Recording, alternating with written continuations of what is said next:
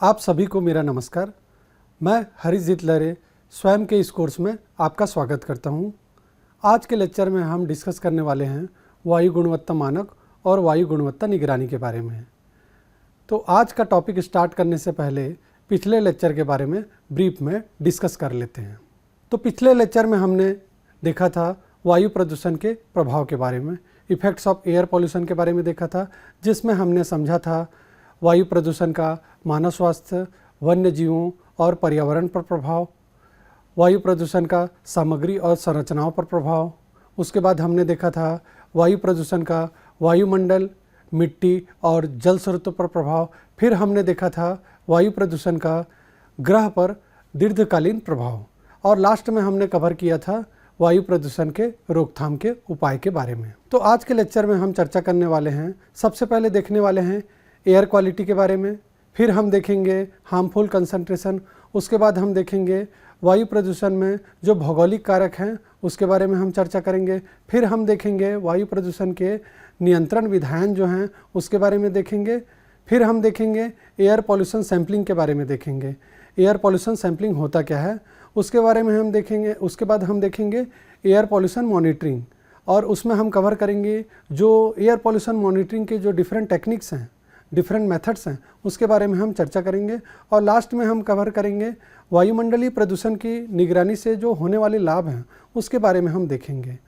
तो हम एक एक करके हम टॉपिक को देखते हैं। तो सबसे पहले हम देखते हैं वायु गुणवत्ता है क्या। तो वायु गुणवत्ता से तात्पर्य उस वायु की शुद्धता और स्वच्छता से है जिसे हम सांस में लेते हैं। यह वायु में मौजूद प्रदूषकों और उसकी सांद्रता के आधार पर मापी जाती है। वायु गुणवत्ता का सीधा संबंध हमारे स्वास्थ्य, पर्यावरण और जीवन की गुणवत्ता से होता है। अब हम देखते हैं वायु गुणवत्ता का महत्व। तो वायु गुणवत्ता मानव स्वास्थ्य, पर्यावरण और अर्थव्यवस्था पर सीधा प्रभाव डालती है। वायु प्रदूषण से संबंधित बीमारियां और समस्याओं की बढ़ती संख्या को देखते हुए वायु गुणवत्ता मानकों का पालन करना अत्यंत आवश्यक है। अब हम देखते हैं वायु गुणवत्ता मानक है क्या। ये ऐसे मानक हैं जिन्हें विभिन्न प्रदूषकों की सुरक्षित सीमा निर्धारित करने के लिए स्थापित किया गया है ताकि वायु प्रदूषण को नियंत्रित किया जा सके और स्वास्थ्य पर इसके हानिकारक प्रभावों को कम किया जा सके। अब हम देखते हैं वायु गुणवत्ता के जो घटक हैं। तो वायु गुणवत्ता को मापने के लिए विभिन्न प्रमुख प्रदूषकों को ध्यान में रखा जाता है। तो इसमें सबसे पहले देखते हैं पार्टिकुलेट मैटर। पार्टिकुलेट मैटर में आ जाते हैं PM10 और PM2.5। ये जो कण होते हैं ये बहुत सूक्ष्म कण होते हैं जो हवा में तैरते रहते हैं और श्वसन तंत्र में प्रवेश कर सकते हैं। उसके बाद जो घटक है वो है सल्फर डाइऑक्साइड SO2। यह गैस मुख्य रूप से कोयला और तेल के जलने से उत्पन्न होती है। फिर जो घटक है वो है नाइट्रोजन डाइऑक्साइड NO2। यह गैसें वाहनों और औद्योगिक गतिविधियों से उत्पन्न होती है। फिर है ओजोन O3। यह ट्रोपोस्फियर में पाया जाता है। यह ओजोन हवा में प्रदूषकों के रासायनिक प्रतिक्रियाओं से बनती है। उसके बाद है कार्बन मोनोऑक्साइड CO। यह गैसें अधूरे दहन से उत्पन्न होती है। फिर है लेड PB। यह धातु विभिन्न औद्योगिक प्रक्रियाओं से उत्पन्न होती है। अगला जो घटक है वो है अमोनिया NH3। यह कृषि और उद्योगों से उत्पन्न होती है। और लास्ट जो घटक है वो है बेंजीन और बेंजोएपायरीन। ये वाष्पशील कार्बनिक यौगिक होते हैं। तो भारत में वायु गुणवत्ता के निर्धारण और निगरानी के लिए कई संस्थाएं कार्यरत हैं, जिसमें CPCB, SPCB और MOEFCC है। तो CPCB central pollution control board, SPCB state pollution control board और MOEFCC है मिनिस्ट्री ऑफ इन्वायरमेंट, फॉरेस्ट और क्लाइमेट चेंज। ये सभी प्रमुख संस्थाएं हैं। ये संस्थाएं मिलकर वायु प्रदूषण को नियंत्रित करते हैं और जनता को स्वस्थ वायु प्रदान करने के लिए विभिन्न नीतियों और कार्यक्रमों का कार्यान्वयन करती हैं। तो सबसे पहले देखते हैं कि CPCB के बारे में। CPCB central pollution control board. तो केंद्रीय पॉल्यूशन नियंत्रण बोर्ड भारत में वायु गुणवत्ता मानकों के निर्धारण और निगरानी के लिए मुख्य रूप से जिम्मेदार है। इसकी प्रमुख भूमिकाएं हैं।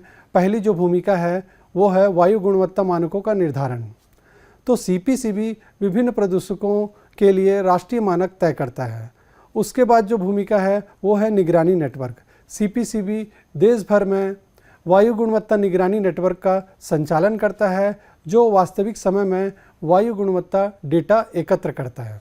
इसका जो तीसरी भूमिका है नीतियों और दिशा निर्देशों का निर्माण। तो वायु प्रदूषण को नियंत्रित करने के लिए नीतियों और दिशा निर्देशों का निर्माण भी सीपीसीबी करता है और उन्हें लागू भी करता है। अब हम देखते हैं राज्य पॉल्यूशन नियंत्रण board, state pollution control board. State pollution control board और पॉल्यूशन कंट्रोल कमेटियां राज्य स्तर पर वायु गुणवत्ता मानकों के कार्यान्वयन और निगरानी के लिए प्रमुख रूप से जिम्मेदार होते हैं। उनकी प्रमुख भूमिकाएं हैं। तो पहली जो भूमिका है स्थानीय मानकों का कार्यान्वयन। तो राज्य स्तर पर वायु गुणवत्ता मानकों को लागू करना और सुनिश्चित करना है पहला इसकी भूमिका। दूसरी जो भूमिका है निगरानी और डेटा संग्रह।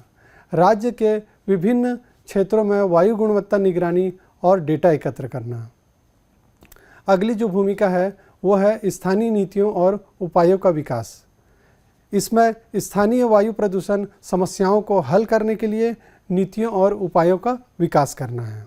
अन्य संबंधित संस्थाएं के बारे में देखते हैं। तो इसमें सबसे पहले देखते हैं पर्यावरण, वन और जलवायु परिवर्तन मंत्रालय, जिसको शॉर्ट फॉर्म में बोलते हैं MOEFCC। यह मंत्रालय वायु गुणवत्ता से संबंधित नीतियों, कानूनों और कार्यक्रमों का निर्माण और निगरानी करता है। अगला जो संस्था है वो है नेशनल ग्रिड ट्रिब्यूनल NGT। यह न्यायाधिकरण वायु प्रदूषण से संबंधित मामलों की सुनवाई करता है और उसे उचित दिशा निर्देश जारी करता है। तीसरी जो संस्था है वो है समिति, संसदीय समितियां। संसद की विभिन्न समितियां वायु गुणवत्ता से संबंधित मुद्दों की समीक्षा करती है और सरकार को सुझाव देती है। सीपीसीबी द्वारा जारी वायु गुणवत्ता सूचकांक का उपयोग आम जनता को वायु गुणवत्ता की स्थिति के बारे में सूचित करने के लिए किया जाता है। एयर क्वालिटी इंडेक्स विभिन्न प्रदूषकों की सांद्रता के आधार पर वायु गुणवत्ता को सरल और समझने में आसान रूप में प्रस्तुत करता है। अब हम देखते हैं वायु प्रदूषण की हानिकारक सांद्रता, जो हार्मफुल कंसंट्रेशन है उसके बारे में हम देखेंगे। वायु प्रदूषण के हानिकारक प्रभावों को समझने के लिए यह जानना महत्वपूर्ण है कि वायु में प्रदूषकों की कौन सी सांद्रता स्वास्थ्य और पर्यावरण के लिए खतरनाक हो सकती है। विभिन्न प्रदूषकों की सांद्रता का स्तर वायु गुणवत्ता सूचकांक, जो एयर क्वालिटी इंडेक्स है, के माध्यम से मापा और वर्गीकृत किया जाता है। यहाँ पर हम प्रमुख वायु प्रदूषकों और उसके हानिकारक सांद्रता के बारे में विस्तार से चर्चा करेंगे। तो सबसे पहले देखते हैं पार्टिकुलेट मैटर। पार्टिकुलेट मैटर में है PM10 और PM2.5। ये PM10 जो कण होते हैं ये वे कण होते हैं जिसका व्यास 10 माइक्रोन से कम होता है, जबकि PM2.5 के कण 2.5 माइक्रोन से छोटे होते हैं। अगर प्रभाव के बारे में देखें तो ये कण श्वसन तंत्र में प्रवेश कर सकते हैं और विभिन्न स्वास्थ्य समस्याओं जैसे अस्थमा हो गया, ब्रोंकाइटिस हो गया और हृदय रोगों का कारण बन सकते हैं। मानक के बारे में देखते हैं तो PM10 के लिए 24 घंटे की जो औसत सीमा है वो है 100 माइक्रोग्राम पर मीटर क्यूब, जबकि वार्षिक सीमा है 60 माइक्रोग्राम पर मीटर क्यूब। PM2.5 के लिए 24 घंटे की औसत सीमा है वो है 60 माइक्रोग्राम पर मीटर क्यूब और वार्षिक सीमा है 40 माइक्रोग्राम पर मीटर क्यूब।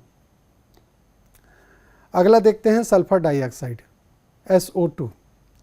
यह रंगहीन गैस है जो मुख्य रूप से जीवाश्म ईंधनों के जलन से उत्पन्न होती है। प्रभाव के बारे में देखें तो इससे श्वसन समस्याएं, फेफड़ों की कार्यक्षमता में कमी और अस्थमा के लक्षणों में वृद्धि होती है। मानक के बारे में देखें तो सल्फर डाइऑक्साइड की 24 घंटे की जो औसत सीमा है वो है 80 माइक्रोग्राम पर मीटर क्यूब, जबकि वार्षिक सीमा है 50 माइक्रोग्राम पर मीटर क्यूब। अगला देखते हैं नाइट्रोजन डाइऑक्साइड। यह लाल भूरी गैसें जो वाहनों और उद्योगों द्वारा उत्सर्जित होती हैं। प्रभाव के बारे में देखें तो श्वसन तंत्र पर हानिकारक प्रभाव डालता है, अस्थमा और फेफड़ों की अन्य बीमारियों का कारण भी बनता है। मानक के बारे में देखें तो नाइट्रोजन डाइऑक्साइड की 24 घंटे की औसत सीमा है 80 माइक्रोग्राम पर मीटर क्यूब और वार्षिक सीमा है 40 माइक्रोग्राम पर मीटर क्यूब। अगला देखते हैं ओजोन। ओजोन यह ट्रोपोस्फियर में एक सेकेंडरी पॉल्यूटेंट है जो नाइट्रोजन ऑक्साइड और वाष्पशील कार्बनिक यौगिक की प्रतिक्रिया से बनता है। प्रभाव के बारे में देखें तो इससे श्वसन समस्याएं, फेफड़ों की कार्यक्षमता में कमी और फेफड़ों का बीमारियों का कारण बन सकता है। मानक के बारे में देखें तो ओजोन का 8 घंटे की औसत सीमा है 100 माइक्रोग्राम पर मीटर क्यूब और 1 घंटे की औसत सीमा है 180 माइक्रोग्राम पर मीटर क्यूब। उसके बाद देखते हैं कार्बन मोनोऑक्साइड। कार्बन मोनोऑक्साइड यह एक रंगहीन गंधहीन गैस है जो अधूरे दहन से उत्पन्न होती है। प्रभाव के बारे में देखें तो श्वसन तंत्र पर हानिकारक प्रभाव डालता है।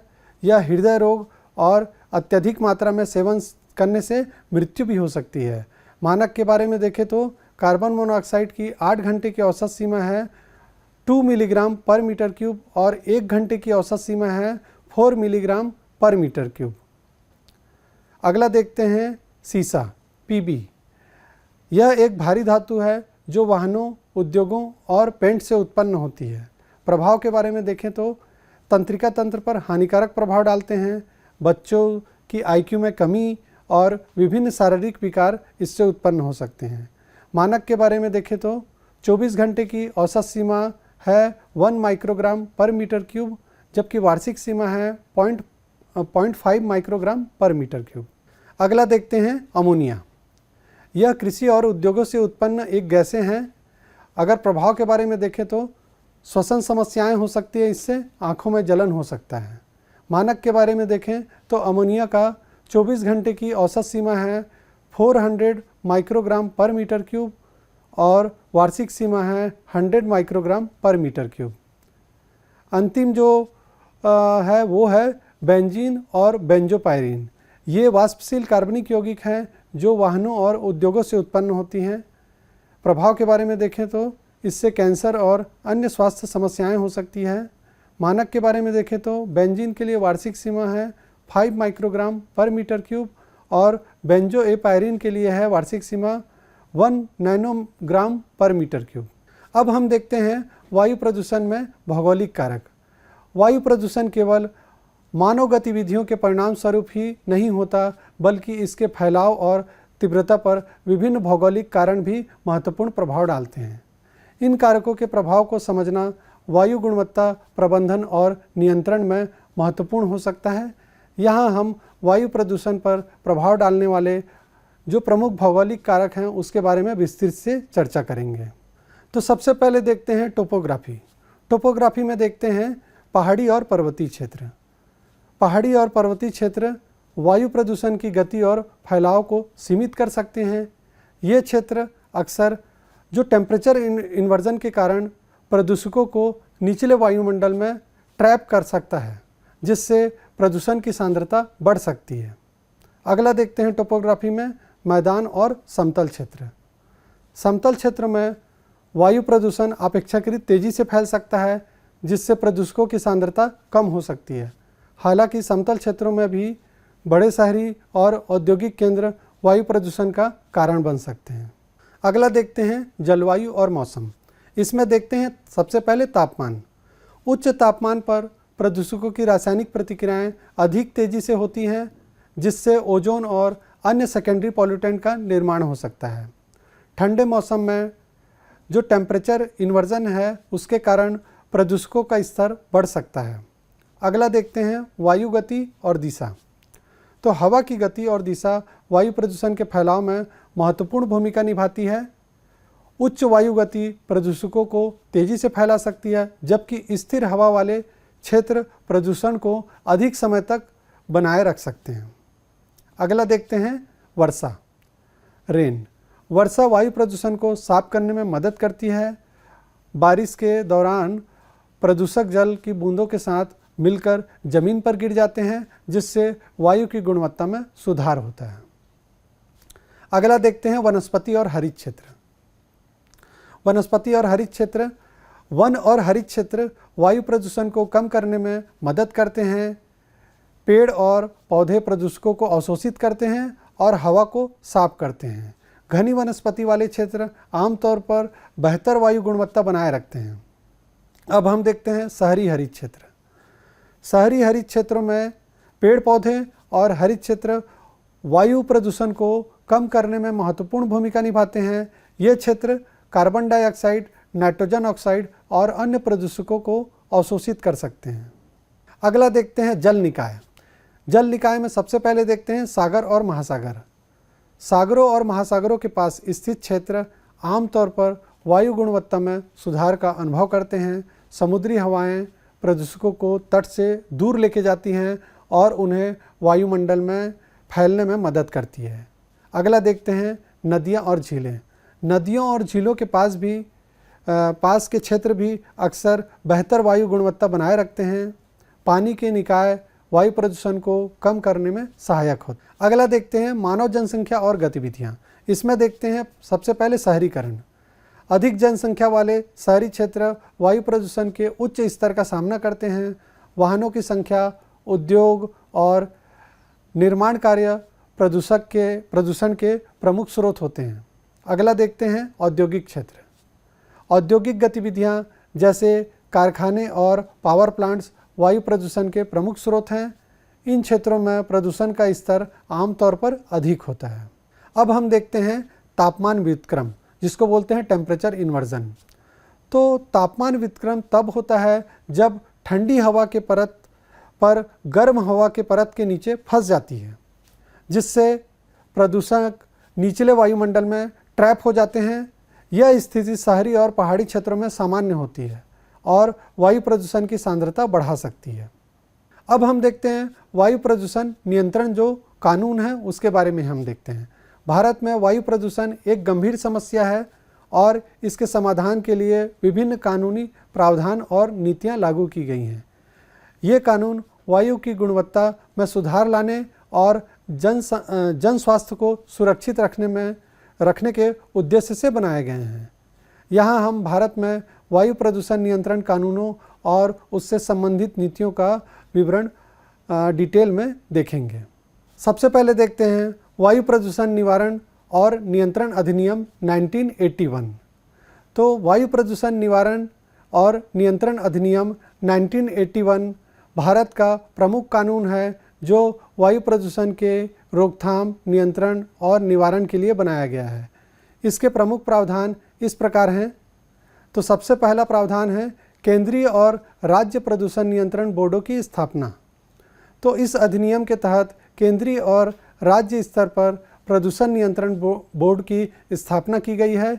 ये बोर्ड वायु की गुणवत्ता की निगरानी, वायु प्रदूषण के नियंत्रण के उपायों की सिफारिश और संबंधित नियमों का अनुपालन सुनिश्चित करते हैं। दूसरा जो प्रावधान है वो है वायु प्रदूषण नियंत्रण क्षेत्रों की अधिसूचना। राज्य सरकारें वायु प्रदूषण नियंत्रण क्षेत्रों को अधिसूचित कर सकती है जहां वायु प्रदूषण को नियंत्रित करने के लिए विशेष उपाय लागू किए जाते हैं। अगला जो प्रावधान है उत्सर्जन मानक। इस अधिनियम के तहत विभिन्न उद्योगों और वाहनों के लिए उत्सर्जन मानकों को निर्धारित किया गया है जिससे वायु प्रदूषण को कम किया जा सके। अगला अधिनियम देखते हैं पर्यावरण संरक्षण अधिनियम 1986। पर्यावरण संरक्षण अधिनियम 1986 व्यापक रूप से पर्यावरण की सुरक्षा और संरक्षण के लिए लागू किया गया है, जिसमें वायु प्रदूषण नियंत्रण भी शामिल हैं। इसके प्रमुख प्रावधान इस प्रकार हैं। पहला जो प्रावधान है वायु गुणवत्ता मानक। इस अधिनियम के तहत CPCB central pollution control board को वायु गुणवत्ता मानकों को निर्धारित करने का अधिकार दिया गया है। ये मानक वायु में विभिन्न प्रदूषकों की स्वीकार्य सीमा को निर्दिष्ट करते हैं। अगला जो प्रावधान है वो है पर्यावरण प्रभाव मूल्यांकन, इन्वायरमेंटल इम्पैक्ट असेसमेंट, जिसको शॉर्ट फॉर्म में बोलते हैं EIA। नए औद्योगिक परियोजनाओं के लिए पर्यावरण प्रभाव मूल्यांकन अनिवार्य किया गया है, जिससे परियोजनाओं के पर्यावरणीय प्रभाव का मूल्यांकन किया जा सके और उन्हें नियंत्रित किया जा सके। अगला देखते हैं राष्ट्रीय वायु गुणवत्ता सूचकांक AQI, एयर क्वालिटी इंडेक्स। तो एयर क्वालिटी इंडेक्स भारत में वायु गुणवत्ता की निगरानी और रिपोर्टिंग के लिए एक महत्वपूर्ण उपकरण है और यह सूचकांक विभिन्न प्रदूषकों की सांद्रता को मापता है और उसे एक समग्र मूल्य में परिवर्तित करता है, जो वायु गुणवत्ता को सरल और समझने में आसान तरीके से प्रस्तुत करता है। भारत में केंद्रीय प्रदूषण नियंत्रण बोर्ड ने AQI के लिए निम्नलिखित श्रेणियां निर्धारित की हैं, जिसमें सबसे पहले देखते हैं अच्छी रेंज। अच्छी का जो गुड का रेंज है 0 से लेकर 50 तक, तो इस पर स्वास्थ्य पर कोई प्रभाव नहीं पड़ता है। अगला जो रेंज है वो है संतोषजनक, सेटिस्फैक्ट्री। इसका रेंज है 51 से लेके 100 तक, 51 से लेके 100 तक। इस रेंज में कम संख्या में संवेदनशील लोगों में मामूली श्वसन समस्याएं हो सकती हैं। उसके बाद जो रेंज है वो है मीडियम, मॉडरेट, मध्यम। इसका जो रेंज है 101 से लेके 200 तक। इस रेंज में संवेदनशील व्यक्तियों को श्वसन समस्याएं हो सकती हैं। अगला जो रेंज है वो है पुअर। इसका जो रेंज है वो है 201 से लेके 300 तक। तो इस रेंज में जन सामान्य को श्वसन समस्याएं और अस्थमा के रोगियों में असुविधाएं हो सकती हैं। उसके बाद जो पांचवा जो रेंज है वो है बहुत खराब। तो बहुत खराब का जो रेंज है वो है 301 से लेके 400 तक। तो इस रेंज में सामान्य लोगों में श्वसन प्रभाव और अस्थमा के रोगियों में गंभीर समस्याएं हो सकती हैं। और लास्ट जो रेंज है वो है गंभीर का। तो गंभीर का जो रेंज है वो है 401 से लेके 500 तक का रेंज। तो इस रेंज में स्वस्थ लोगों में श्वसन प्रभाव और मौजूदा जो बीमारियां हैं उसमें गंभीरता हो सकती हैं। तो AQI का मान प्रदूषकों की सांद्रता के आधार पर प्रत्येक 24 घंटे के औसत से निकाला जाता है और इसे इन्हीं 6 श्रेणियों में वर्गीकृत किया गया है। अगला देखते हैं राष्ट्रीय स्वच्छ वायु कार्यक्रम। राष्ट्रीय स्वच्छ वायु कार्यक्रम भारत की एक प्रमुख पहल है, जिसका उद्देश्य 2024 तक वायु प्रदूषण के स्तर को 20 से लेकर 30% तक कम करना है। इसके जो प्रावधान हैं वो हैं, पहला प्रावधान है शहरों की पहचान करना। तो राष्ट्रीय स्वच्छ वायु कार्यक्रम के तहत 122 गैर प्राप्ति शहरों की पहचान की गई है, जहां वायु प्रदूषण का राष्ट्रीय मानकों से अधिक है। अगला जो प्रावधान है वो है कार्य योजनाएं। तो प्रत्येक गैर प्राप्ति शहर के लिए विशेष कार्य योजनाएं विकसित की गई है, जिसमें वायु प्रदूषण नियंत्रण के उपाय शामिल हैं। अगला जो प्रावधान है वो है प्रदूषण स्रोतों की पहचान करना। तो विभिन्न प्रदूषण स्रोतों की पहचान करना है, उन्हें नियंत्रित करने के लिए उपाय लागू किए जाते हैं इस प्रावधान के तहत। अगला देखते हैं मोटर वाहन अधिनियम 1988। तो मोटर वाहन अधिनियम 1988 भारत में वाहनों के उत्सर्जन मानकों को नियंत्रित करने के लिए लागू किया गया है। इसके प्रमुख प्रावधान इस प्रकार हैं। पहला जो प्रावधान है उत्सर्जन मानक। तो वाहनों के लिए जो BS उत्सर्जन के मानकों को निर्धारित किया गया है। वर्तमान में BS6 मानक लागू है, जो यूरो 6 मानकों के समकक्ष है। अगला जो प्रावधान है वाहन निरीक्षण और रखरखाव। इस प्रावधान के तहत वाहनों की नियमित निरीक्षण और रखरखाव सुनिश्चित करने के लिए नियम बनाए गए हैं, जिससे वाहनों के उत्सर्जन को नियंत्रित किया जा सके। अब हम देखते हैं वायु प्रदूषण के जो नमूने लेने की तकनीक हैं, एयर पॉल्यूशन सैंपलिंग के बारे में देखेंगे। तो वायु प्रदूषण की निगरानी और विश्लेषण के लिए विभिन्न नमूने लेने की तकनीकों का उपयोग किया जाता है। इन तकनीकों का उद्देश्य वायुमंडल में विभिन्न प्रदूषकों की पहचान, मापन और मूल्यांकन करना है।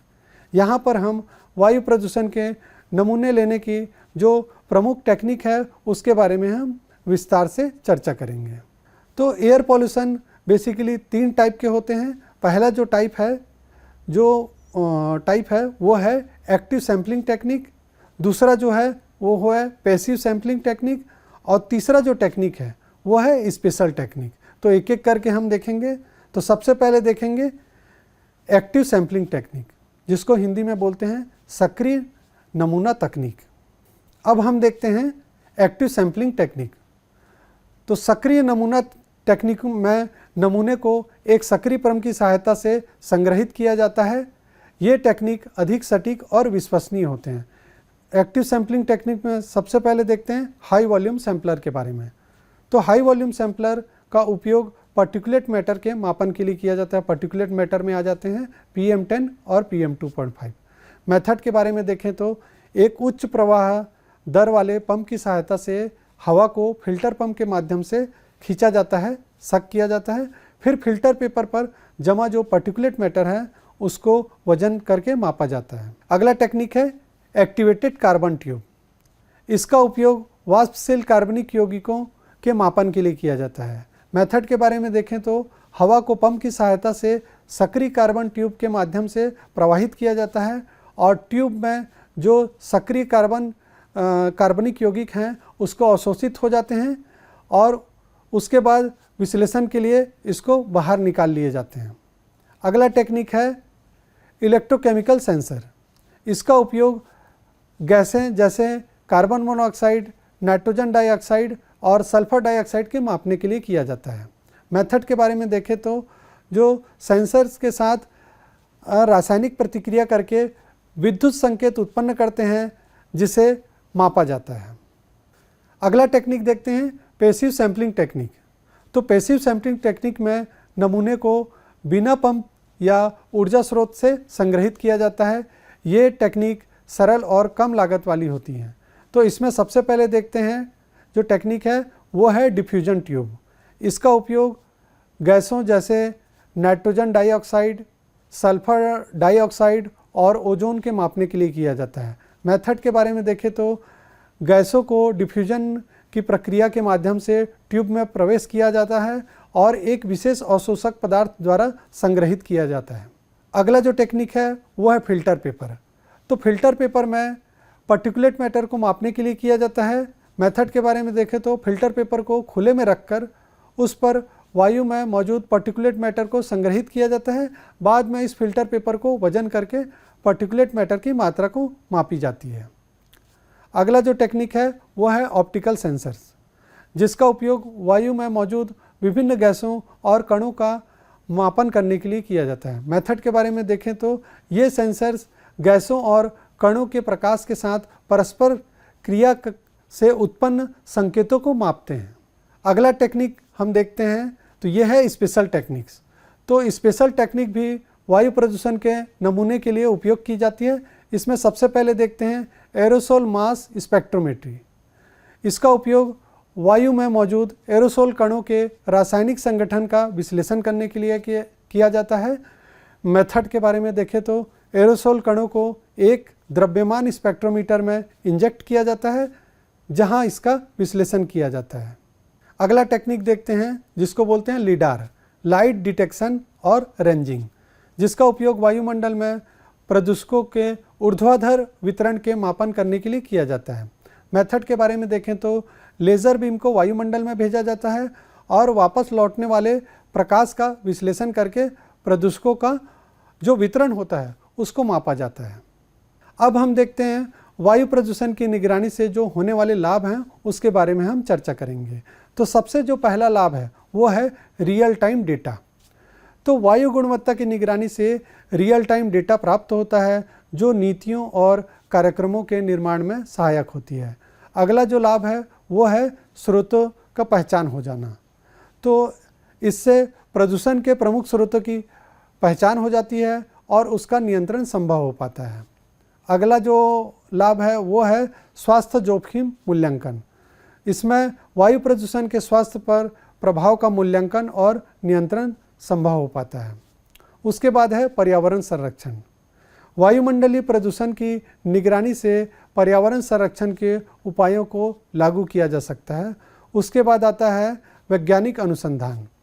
तो वायुमंडलीय प्रदूषण की निगरानी से वैज्ञानिकों को वायुमंडलीय प्रक्रियाओं और प्रदूषकों के प्रभावों का अध्ययन करने में मदद मिलता है और यह भविष्य में प्रदूषण की प्रवृत्तियों को समझने और नए समाधान को विकसित करने में सहायक होता है। अगला जो लाभ है वो है प्राकृतिक आपदाओं की पूर्व चेतावनी देता है। इसमें कुछ प्रदूषक जैसे धूल के कण और धुएं के बादल प्राकृतिक आपदाओं की चेतावनी देने में मदद कर सकते हैं, जिससे समय पर तैयारी और सुरक्षा के जो उपाय हैं उसको किए जा सकते हैं। तो आज के लेक्चर में हमने चर्चा किया, सबसे पहले देखा एयर क्वालिटी के बारे में, उसके बाद देखा हमने हार्मफुल कंसंट्रेशन, फिर हमने देखा वायु प्रदूषण में जो भौगोलिक कारक हैं उसके बारे में देखा, फिर हमने देखा वायु प्रदूषण नियंत्रण जो विधायन है उसके बारे में देखा, उसके बाद हमने कवर किया एयर पॉल्यूशन सैम्पलिंग के बारे में, फिर हमने देखा एयर पॉल्यूशन मॉनिटरिंग के बारे में, और इसमें हमने देखा कि एयर पॉल्यूशन मॉनिटरिंग के जो डिफरेंट टेक्निक्स हैं उसके बारे में हमने चर्चा किया, और लास्ट में हमने कवर किया कि वायुमंडलीय प्रदूषण की निगरानी से जो होने वाले लाभ हैं उसके बारे में हमने चर्चा की। तो अगले लेक्चर में हम डिस्कस करेंगे वायु प्रदूषण नियंत्रण के बारे में। इसमें हम चर्चा करेंगे जो वायु प्रदूषण को कंट्रोल करने के लिए जो विभिन्न जो उपकरण उपयोग में लाए जाते हैं उसका डिटेल में वर्किंग और कंस्ट्रक्शन डिटेल हम देखेंगे। तो आज के लेक्चर में हमारे साथ बने रहने के लिए आप सभी का बहुत बहुत धन्यवाद। नमस्कार।